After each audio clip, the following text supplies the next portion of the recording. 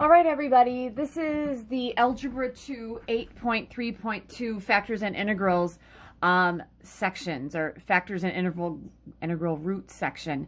I have a couple of vocabulary words I have on the top. I have a factor, an integral root, and then the rational zero theorem. I also have question 8-129, which is, sorry, they have a p of x is equals p of x because it's a polynomial. So p of x equals x to the fourth minus x cubed minus 5x squared plus 3x plus 6. So if you have your ebooks out, that might be super helpful.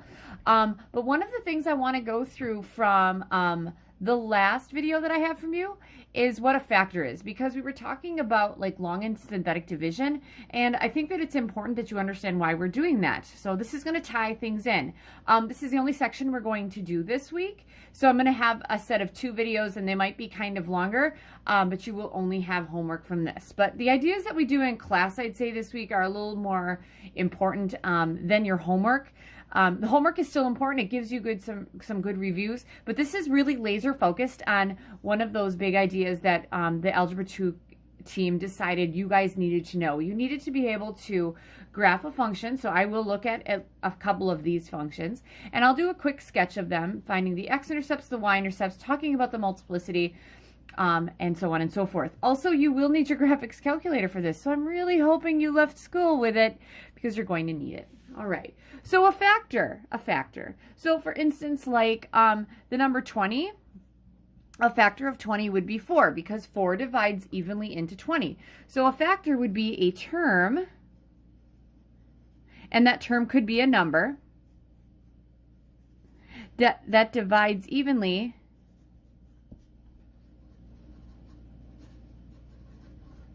into another term, or a polynomial. So I know in the last set of videos I really stressed, like, okay, if the remainder is 0, what does that mean? That means that it divides evenly, and therefore factors are terms, or we're going to end up with some kinds of expressions that divide evenly into other expressions. All right? Now, an integral root. Integral roots are x-intercepts that are integers. Integers are positive and negative whole numbers, as well as or positive and negative whole numbers. So an integral root, these are x-intercepts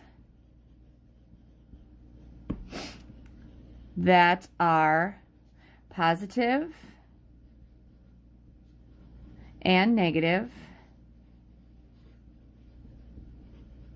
whole numbers. Examples of integers, you guys, are like -10, 25, -1, 3/4. That's what we got. All right, so the rational zero theorem. Okay, so here's the deal. What I want to do is I want to be able to figure out what all of the roots are for a polynomial, okay? So rather than taking something like we have in question 129 and dividing it by a bunch of polynomials or a bunch of integral roots, and guessing and checking, I can actually come up with a list, okay? So if I'm looking at the rational zero theorem gives us that list. So if I'm looking at something like in 129, the possible roots are going to be factors of the constant, which would be 6, over factors of the leading coefficient. Well, x the fourth, this is a 4th degree polynomial, leading coefficient is 1. All right? So the rational zero theorem tells us possible zeros. And for the list of possible zeros, you're going to take factors of the constant term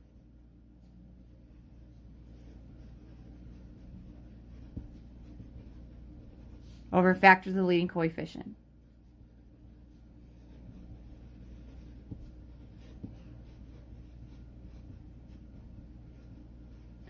So rather than going through this guy and trying everything in the world, first we're going to say what our possible ones would be.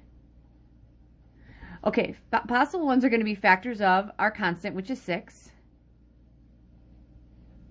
over factors of 1. Now, our roots can be positive and negative, you guys, so you got to take into account that it could be positive or negative. So factors of 6, those are numbers that divide evenly into 6. I like to make these make sense. So I go smallest. The smallest factor of 6 is 1, then 2, then 3, and then 6.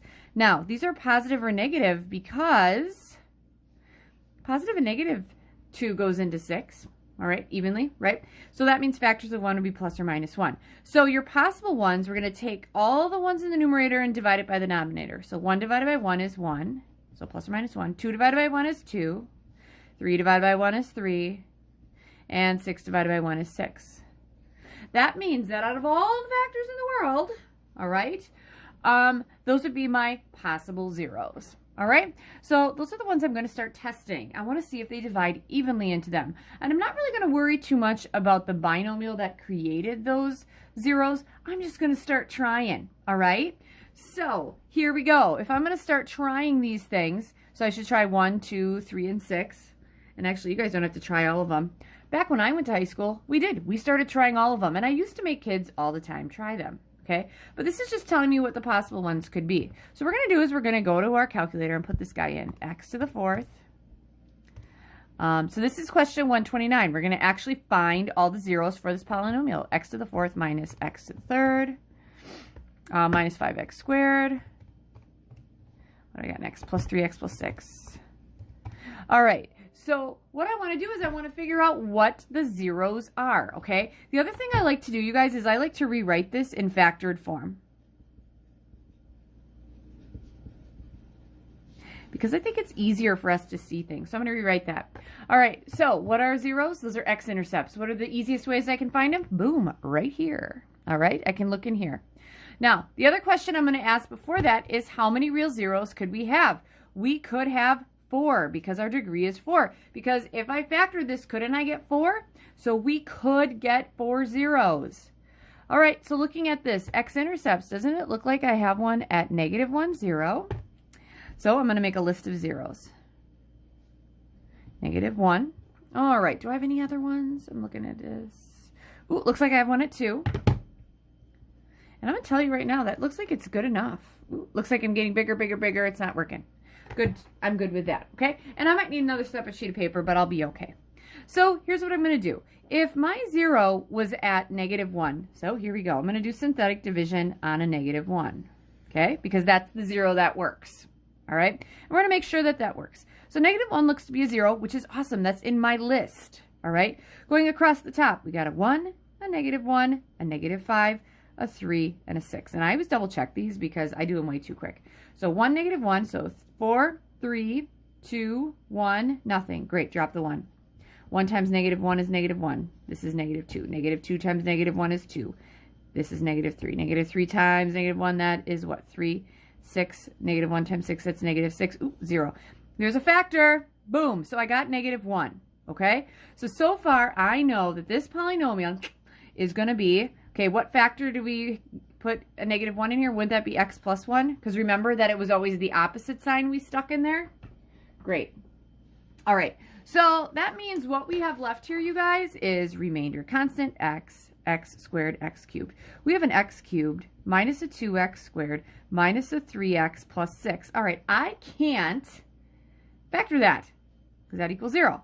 But I do know that I have another one at 2. Now, I would not put a 2 in here and do all this because wouldn't I end up with an x cubed? I want to break it down. So if -1 divides evenly into here and 2 divides evenly into there, wouldn't 2 also divide evenly into here? All right, so I'm going to flip this up a little bit, and here we go. All right, across the top, this is this guy. 1, -2, 3, or I'm sorry, 1, -2, -3, and then 6. In the box, we're putting 2 because that was a 0. Okay, drop the 1. 1 times 2 is 2. This is 0. 2 times 0 is 0. That's -3. That's -6. That's 0. Fantastic. That's what I wanted. And that makes sense because I needed that 0. So we got a remainder constant x squared. What we're left with is x squared minus 3 equals 0. So since we got a 0 at 2, wouldn't that give us up here? That would come from an x minus 2. All right. So then my next question would be, okay, this gives me 1, 2. We should have 4 of them, right? X squared minus 3, can you factor that? Oh, yes, that's right, you can't. So let's just solve this. Can't we just solve it by adding 3? So x squared equals 3, and then taking the square root, x equals plus or minus the square root of 3. Fantastic. So my factored form, I'm going to rewrite it as x plus 1 times x minus 2, because that's what I have. Now this guy I couldn't factor, so I'm going to say this is times x squared minus 3, right? And then my other zeros would be the positive square root of 3 and the negative square root of 3. Boom! There it is. That's generally how I answer all those questions, you guys. And I like to check my answers, and I am, and I'm feeling good about it. All right? So that's pretty much what we're going to be doing in this section, okay? So that would be day 1, okay? Because generally we do about 3 days of this, okay? But we're going to keep going because this is just so much fun. All right, so next thing. I have these all in order. We're going to do the A, B, and C. All right, I'm not going to worry too much about questions 130 or 131. We are looking at question 132. All right, so if we would be in class, you guys, what would happen is that you would actually be looking at these problems with your team. All right, so you might want to look at them and then come back and look at the videos. So you have 6 of these to do. We're going to do A, B, and C in this video, and then we'll do the next 3 on the next video. So we have what? X cubed plus 3x squared plus x minus 5. That's my first one. So the very first thing I need to do is okay, wouldn't my possible zeros be factors of 5 over factors of 1? Well, factors of 5 would be plus or minus 5, plus or minus 1. So 5 over 1, that'd be plus or minus 5. So that would be my 2. All right, I really don't need to worry about that because I'm going to put this in my calculator. Y equals x to the third plus 3x squared plus x minus 5. All right, I'm going to look at the table. So the first thing I would ask you guys is, okay, how many zeros could we get? We could get 3. How do we know? The degree is 3. That meant that it could come from 3 different factors. We will rewrite this in factored form. All right? So far, I'm going to have zeros. All right, let's see. Do I have anything real here? All right, looking. Ooh, here we go. 1. We have 1 at 1. All right, and I feel like that's good enough. I really do. All right, so here's the first thing I'm going to do here, guys. Okay, I know that x equals 1 goes in there, so I am going to do synthetic division on a 1. So 1, 3, 1, negative 5, right? Because it goes cube, square, x. There we go. We should get a remainder of 0 because that's a 0. That should come from a factor of the polynomial, all right? All right, here we go. Drop the 1. 1 times 1 is 1. 3 plus 1 is 4. 4 times 1 is 4. 4 plus 1 is 5. 5 times 1 is 5. That's 0. Oh, yes, I got it. Feeling good about it. So, we got remainder, constant, x squared. That's what's left over. Now, the next thing I would do would be to say, okay, let's see. Can I factor this? Okay. So if I try to, we'd have x and x. The only factors of 5 are 5 and 1. On the outside, I'd have a 5. On the inside, I need a negative 1. And then I would ask you, what's the problem with that? Problem is that these two have to be the same because it's a positive 5. Therefore, we cannot factor this. Sorry. All right. So you can complete the square if you want, or you can use the quadratic formula. Haven't done the quadratic formula in a little while. The opposite of b plus or minus the square root of b squared minus 4ac all over 2a. That's what x equals. All right. For this one, my a is 1. B is 4, C is 5. So x is going to equal the opposite of b. The opposite of a 4 is a negative 4. Plus or minus the square root of b squared. 4 squared is 16. Minus 4 times a times c. A is 1, c is 5. There you go. That's all over. 2 times a. 2 times 1 is 2. All right, guys, so this will be negative 4 plus or minus. This is a 2, and then I got a square root. All right, in here, negative 4 times 5, that's a negative 20. All right, guys, so 16 minus 20 is a negative 4. All right, can you find the square root of a negative? You betcha we can. All right, so here's how this looks. I'm going to bring this down here. This is negative 4 plus or minus. The 2 is good down here. That's x equals. All right, this negative is out as an I. The square root of 4 is 2. All right, and I can simplify this because can I take 2's out of all this? Would this be negative 2 plus or minus I? Ooh, I like it. All right, so my zeros. I have 1 at 1. I have a negative 2 plus I and a negative 2 minus I. Which makes sense. I should have 3. Okay, and we talked about why you have to have at least one real, and then if you have imaginaries, you'd have to have 2. There you go. Now, the factored form of this, because that might be important too, factored form, it comes from the factor that gave us the 0 of 1. Well, wouldn't that be x minus 1? Because wouldn't we put a 1 here? And then it comes from this factor 2, x squared plus 4x plus 5. Because I can't factor that down anymore. And that's A. All right? I'm feeling pretty good about that. Check my answer here. Because I'm feeling all right about it. I usually don't mess up these that much. Yep, that's good. All right, so that's A. That's what we're doing in all of them.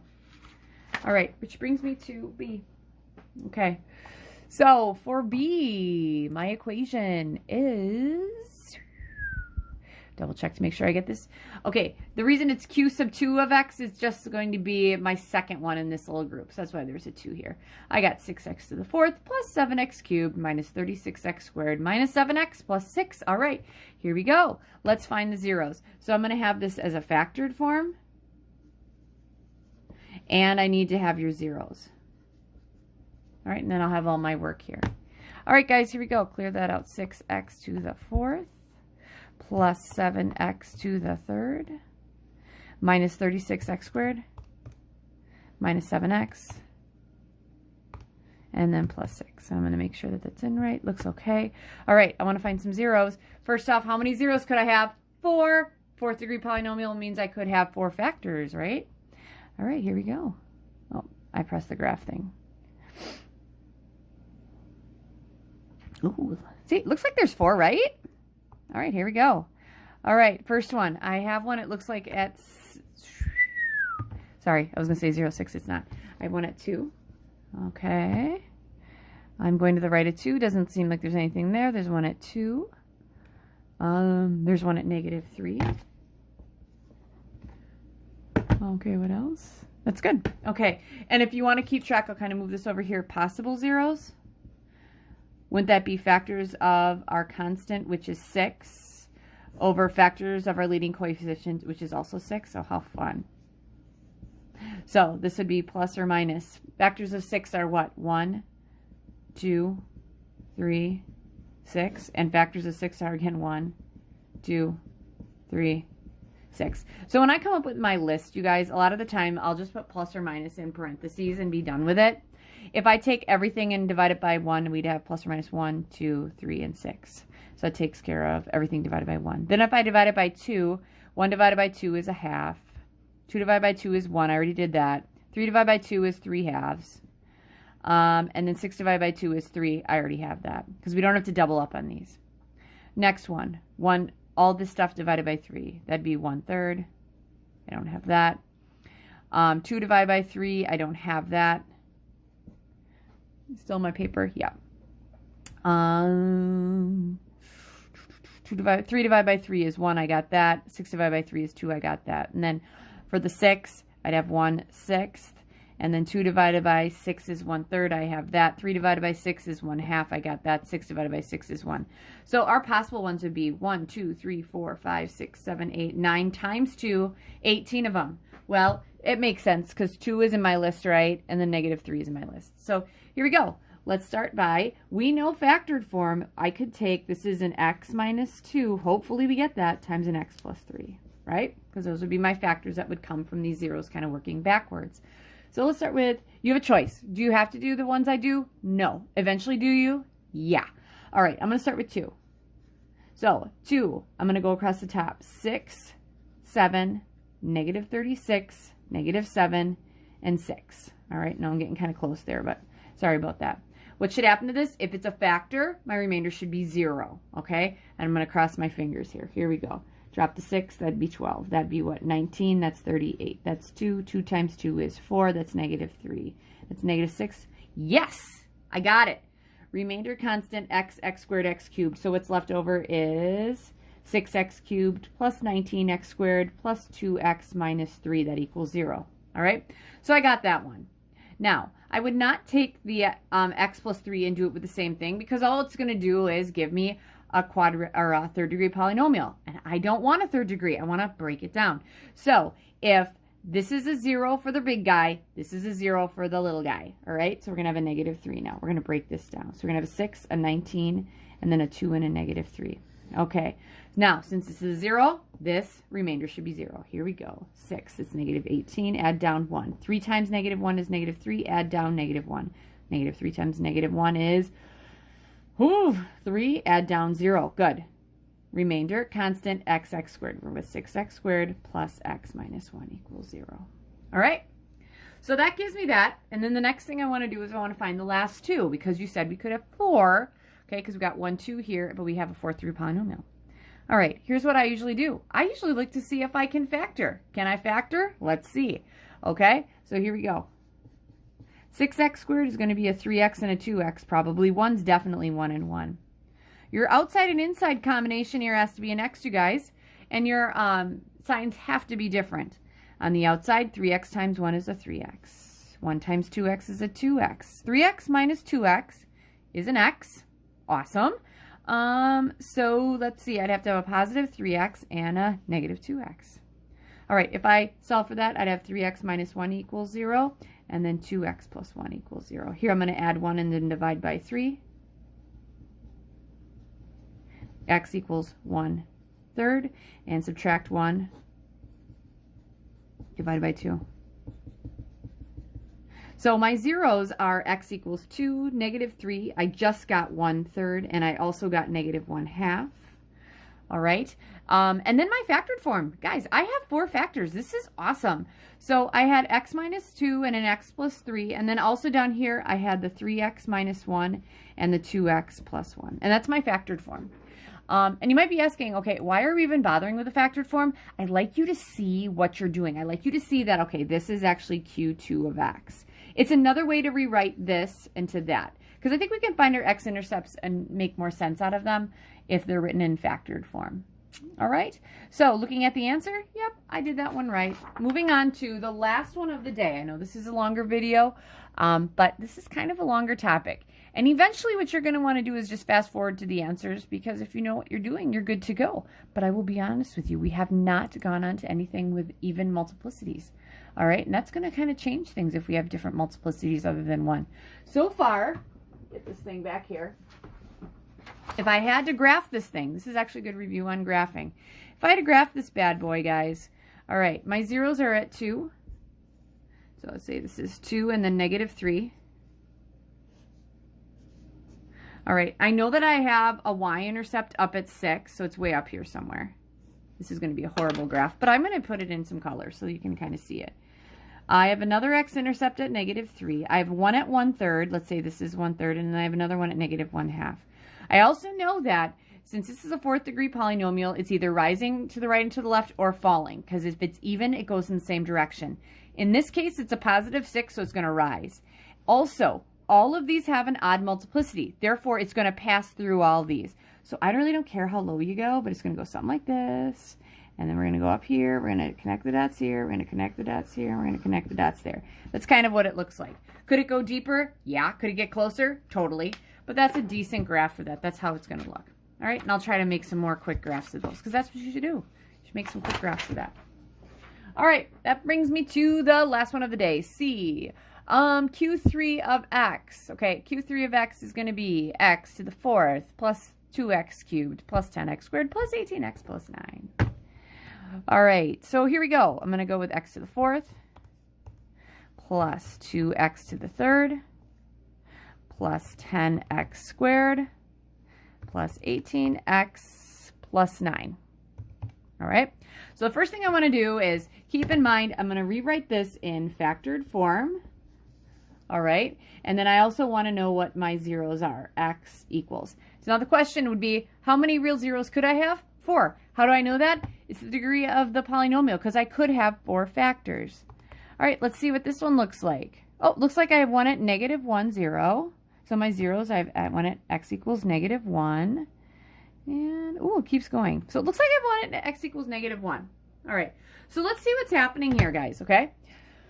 So here we go. We're going to put negative 1 in here. So that means it comes from a factor of x plus 1, right? Okay, across the top, I'm going to have a 1. Then I'm going to have a 2, a 10, an 18, and a 9. All right. So what should happen? We should have a remainder of 0. If this is a 0, then it comes from a factor of x plus 1, and it should be a factor of that. Drop the 1.